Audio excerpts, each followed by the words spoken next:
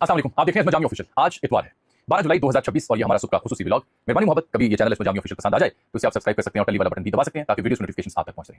3 अहम मुद्दे हैं जो सुबह सवेरे आपकी खिदमत में लेके आए, दिन भर आप देखते रहिए। एक तो रात गए जियो न्यूज की नशरियात बहाल कर दी गई, खबर आपने देख सुन ली होगी, जियो टीवी भी आपके सामने आ चुका होगा, सैटेलाइट के ऊपर भी, टीवी चैनल के ऊपर भी। तो ये कहा जा रहा है जी 1 करोड़ रुपया जुर्माना अदा किया, माजरत की, लेकिन असल कहानी थी क्या, क्या शर्त है जो पूरी की गई और असल जो जिम्मेदार थे उन्हें कैसे बचाया गया। दूसरा, एक बार फिर से ये खबर गर्म हो चुकी कि विफाकी काबीना में रद्दोबदल होने जा रहा है। आपको याद होगा कि हमने गालिबन 16 या 17 जून को इस सिलसिले में एक तफसीली व्लॉग किया था।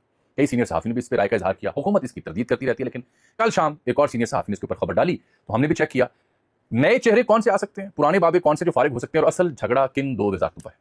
तीसरा, ऑब्वियसली हम सुबह सवेरे ईरान अमेरिका मामलात के ऊपर भी नजर रखते हैं, तो एक प्लान दिया गया ओमान की जानिब से ईरान को आबने हुर्मस का कि एक पट्टी एक रास्ता हम संभालते हैं, एक आप, ईरान मगर नहीं मान रहा।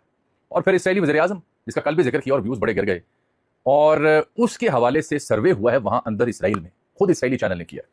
तो वो सर्वे की डिटेल्स आप जान के हैरान हो जाएंगे कि खुद इसराइल में 60% लोग समझते हैं कि ये नाकाबिल एतबार शख्स है। और फिर हमारा बरादर दोस्त इस्लामी मुल्क मुत्तहिदा अरब अमारात, उसके जो यानी नायब सदर और प्राइम मिनिस्टर हैं शेख मोहम्मद बिन राशिद अल मखतूम, 77 बरस उम्र हो चुकी, सालगिरह मनाने जा पहुंचे हैं स्कॉटलैंड में। क्या कुछ साथ लेके गए हैं और वहां क्या यानी मनोरंजन होगा, उसकी डिटेल भी शामिल करूंगा। सबसे पहले जियो न्यूज़, देखिए 15 को रोज इनके ऊपर पाबंदी रही और सूरत हाल जो भी थी हमने डिस्कशन में लेके आए, बाकी जगहों पे भी आपने देखा होगा। पैमरा ने हतमी फैसला भी जारी किया। दर हकीकत ये 10 मुहर्रमुल हराम को जो इनकी डॉक्यूमेंट्री थी सफर इश्क, उसमें मजहबी तस्वीर या खाके कुछ ऐसे नशर हुए जो नहीं होने चाहिए थे, सरासर वो तौहीन के जुमरे में आता है। तो 11 जुलाई का इनका फैसला था और काउंसिल ऑफ कंप्लेंट्स जो है लाहौर की पैमरा की, उसकी सिफारिशात थी। फिर पैमरा 30 जून, 2 जून, 10 जुलाई गौर करती रही, मामूल की जो काम होते हैं। और फिर लाइसेंस होल्डर यानी जियो वाले जो हैं उनका मौके भी सुना गया और फिर इस्लामी नजरियाती काउंसिल जारी बात, उसकी राय भी सामने आई। उसके बाद ये करार दिया गया कि जी हाँ, जियो न्यूज़ जो है वो सफर इश्क में जो कुछ नशर हुआ उसमें संगीन खिलाफ वर्जी का मुर्तकिब है, गलती इसने की। अब जियो ने क्या किया, जियो ने एक तो अपनी गफलत को तस्लीम किया, ऑन रिकॉर्ड में बात कर रहा हूँ। जियो ने इजहार नदामत किया, गैर मशरूत माजरत की हर जगह, छापी, डिजिटल मीडिया के ऊपर भी, टीवी के ऊपर भी, अखबार के ऊपर भी, सोशल मीडिया के ऊपर भी। 27 जून को इनका लाइसेंस जो है वो 15 रोज के लिए मुअत्तल हुआ था और ये फैसला दुरुस्त करार दिया गया। ये यानी 11 जुलाई जो गुजर चुकी, रात 12 बजे तक ये 15 रोज बनते हैं, 1 करोड़ रुपया जुर्माना, ये अहम खबर है। जिम्मेदारों को बरतरफ किया जाए, ये मुतालबा था। तो कार्रवाई क्या हुई इसके ऊपर बात कर लेते हैं। और ये भी कहा गया कि अगर आपने दोबारा ऐसी गलती की तो लाइसेंस मनसूख हो जाएगा। अब मैंने ये तफसील इसलिए बांधी कि ये है वो मौकिफ जो पब्लिकली अवेलेबल है। दर हकीकत इस बीच में आपने देखा कि कुछ मजहबी जमातें कराची में सरापा एहतजाज भी हुई, तो ये तासुर बना आम लोगों के यहाँ कि शायद एक दफ़ा फिर बड़े लोग जो हैं, साईं जो हैं, वो मजहबी जमातों को आगे कर रहे हैं, जियो को टारगेट करके कुछ और मकासद हासिल करने, शायद हुकूमत दबाव बन रहा है। तब भी इसकी थी कि नहीं, ये माहौल ऐसा नहीं है, अभी माहौल वो बना नहीं है, बन जाता होता पाकिस्तान वक्त नहीं लगता। तो वो तासुर मैं जाहिर कर रहा हूँ अपनी मालूमात की बुनियाद पर। दूसरा, वो जारी बात है मजहबी जज्बात जब हिट हुए हों तो हर बंदे को महसूस हुआ, ऐसी बात नहीं है। तो कोई भी मजहबी तंजीम में एहतजाज करके करना चाहिए था, लेकिन उसके पीछे को बड़ा हाथ नहीं था। दूसरा, जियो के ऊपर जो एतराज आ रहा है कि ठीक है आपने माजरत भी कर ली, सबसे बड़ा मसला यह कि बड़े बड़े टीवी चैनल्स में सूरत हाल ये हो चुकी है कि जो एडिटोरियल बोर्ड है उसकी कोई कहानी रही। जियो was known for this thing, इनके यहाँ शानदार किस्म का सेटअप रहा, अभी भी है, बड़े बड़े नामवर लोग हैं। लेकिन ये इतला है कि असल जो जिम्मेदार हैं डायरेक्टर लेवल के, शोबे को देखने वाले, जिनके तहत ये डॉक्यूमेंट्रियां चलती हैं, वो चहीते हैं मालिकान के साहबजादों के, उनको बचा के जो बाकी प्रोडक्शन अमला था या जो लोग थे उनकी बल्ली चढ़ा दी गई। ये है एतराज। लेकिन इसमें फिर खबर क्या निकली, एक ये, और दूसरी ये कि अब ये पैमाना बन गया है, फिर इसका इतलाक उन तमाम लोगों पर भी करना पड़ेगा जो गैर मशरूत माफी किसी जुर्म के बाद मानते हैं या जुर्माना देते हैं। ऐसा ना हो कि तासुर जाए कि जियो चाहता था तो उसको चालू कर दिया। लेकिन मैं वैसे सहाफ़ी समझता हूँ कि खुशाइंद इसलिए है कि माजरत की, जुर्माना भरा और आइंदा ना होने की जमानत दी। ये अहम खबर। विफाकी काबीना में रद्दबदल, मेरे साथ आपने रहना, अभी मैंने इसराइल और ईरान की कहानी भी सुनानी और बरादर दोस्त इस्लामी मुल्क के शयूख की जो सालगिरह जन्मदिन की जो तकरीबात है उसकी बड़ी दिलचस्प कहानी आपको सुनानी है। विफाकी काबीना का जो जिक्र है उसमें लिखी पड़ी बातें जो आप सुन रहे हैं, रद्दोबदल होगा, काबीना में वजारतें खत्म कर दी जाएंगी, जम कर दी जाएंगी, डिवीजन कम हो जाएंगे, नए चेहरे आने चाहिए, मुतहरिक चेहरे आने चाहिए। सबसे पहला सवाल यह है कि मसला हुआ क्या है। मसला ये हुआ है कि बड़ी बड़ी वजारतें, सनत तिजारत, एक्सपोर्ट इंपोर्ट के जो मामलात हैं, खजाने के जो मामलात हैं, दाखिले के मामलात हैं, दीगर जो हम वजारतें हैं, उन्होंने परफॉर्म क्या किया है। अरे जी परफॉर्मेंस का जायजा लिया जा रहा है, जिनकी परफॉर्मेंस अच्छी नहीं उनको रद्दोबदल कर दिया जाएगा, अगले 2.5 साल की नई काबीना होगी। हाँ, हम जब भी तब्दीली की बात करते हैं कि बेयर मिनिमम काबीना पे आएगी तो लोग मानते नहीं थे। लोग तो यानी कुछ ऐसे राय भी आ रही थी कि नहीं जी हुकूमत तलपट हुई गई।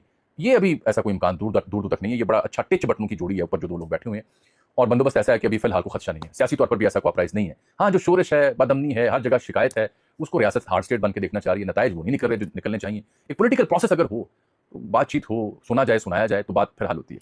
तो अब मैं 17 जून को भी इस नाचीज़ की नाकिस राय ये थी जब व्लॉग किया था कि हुकूमत कहीं नहीं जा रही, ना कोई टेक्नोक्रेट आ रहे हैं, ना कोई प्राइम मिनिस्टर बन रहा है, कोई सेनेटर, बल्कि काबीना में रद्दोबदल के जरिए मजीद 1.5-2 साल निकाल लिया जाएगा। तो अब मुझे लगता है कि वो मौका आन पहुंचा है। तब भी हमने बात की थी और आज रात को मैंने देखा याज अकबर यूसुफ जी जियो के बड़े अच्छे कॉरेस्पॉन्डेंट, उन्होंने भी खबर दी। अब इसमें होगा क्या ये मैं आपको बता सकता हूँ। سب سے ٹاپ کنٹینڈر جس اچھی پوزیشن کے لیے ہیں جن کی پروموشن ہو سکتی ہے وہ ہیں بیرسٹر عقیل ملک. یہ وزارت قانون و انصاف کے وزیر مملکت ہیں. ان کے چانسز ہیں. ایک خاتون سینٹر آپ نے دیکھی ہوں گی جو پہلے پنجاب اسمبلی میں آئی مخصوص نشست پہ, پھر اچانک قومی اسمبلی میں معاملہ بنا تو وہاں پہنچی, پھر سینٹ میں پہنچ گئی, اور یہ بیرون ملک بھی کئی دوروں میں گئیں جو پاکستان سے بھارتی ڈیلیگیشن لے کے جا رہا تھا بھارت کے خلاف. بشرا انجم بٹ صاحبہ, ان کا امکان بھی بڑا روشن ہے. 2-4 اور لوگ بھی ہیں جن کے نوجوان چہرے ہیں, ان کے امکان روشن ہے. بات یہ ہے کہ جو بزرگان دین اسلام موجود ہیں اس کابینہ میں, انتہائی بزرگ, بڑا تجربہ ہے ان کا, لوگ ان کی بات پہ یقین نہیں کرتے. گورننس کا معاملہ ہو, نیریٹو سیٹ کرنا ہو, باتیں ان کی پریڈکٹیبل ہیں. تو اس لیے فیصلہ سازوں کو لگتا ہے کہ نہیں, اگر نئے چہرے لے کے تو شاید کچھ چمتکار ہو جائے گا. یہ ہے اس کی بنیاد. کابینہ میں رد و بدل ہونے. اب میں بتا دیتا ہوں ڈیٹیل آپ کو. مثال کے طور پر اس وقت سب سے بڑا پھڈا ہے, یہ سب سے بڑا ایشو ہے داخلہ اور خارجہ کا.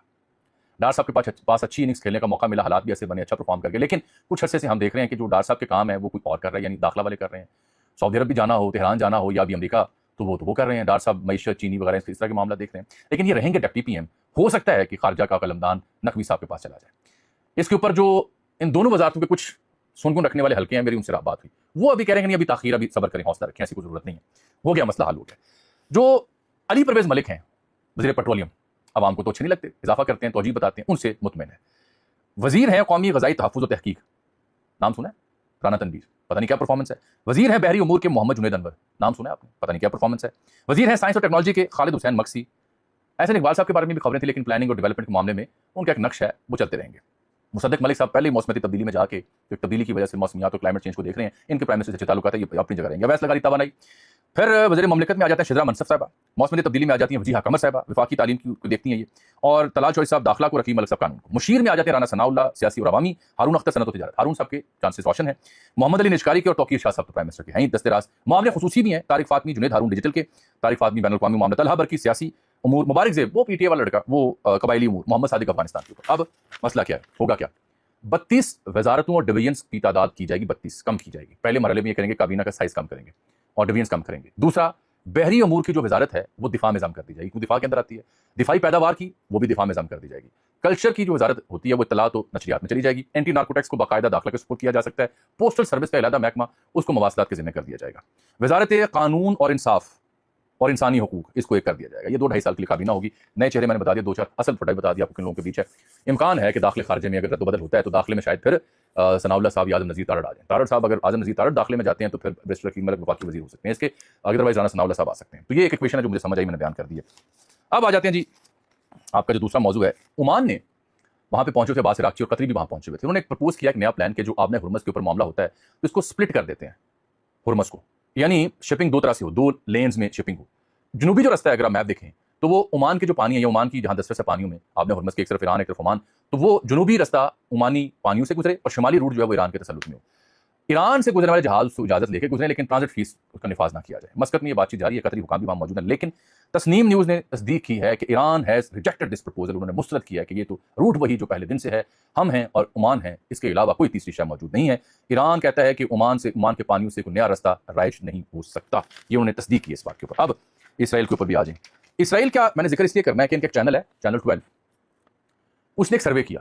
وہ survey the times of Israel نامی جو اخبار ہے اس نے بھی شائع کیا, کلیش رپورٹ نے بھی شائع کیا. وہ سروے بتاتا ہے کہ اسرائیلی جو پرائم منسٹر ہے اس کے اوپر خود اسرائیلی شہری جو ہیں وہ 60% سمجھتے ہیں کہ یہ ناقابل اعتبار ہے, نان ٹرسٹ وردی ہے. صرف اور صرف 38% کہتے ہیں کہ ہاں قابل اعتبار ہے. اور اس کا جو مخالف ہے سیاسی طور پر, گوڈی آئزن کاٹ, اس کو 54% قابل اعتماد سمجھتے ہیں اور 29% ناقابل اعتماد سمجھتے ہیں. اس کا ریشو زیادہ ہے. جو سابق وزیر اعظم ہے نفتالی بینٹ, اس کو 53% ناقابل اعتماد سمجھتے ہیں اور 41% قابل اعتماد سمجھتے ہیں.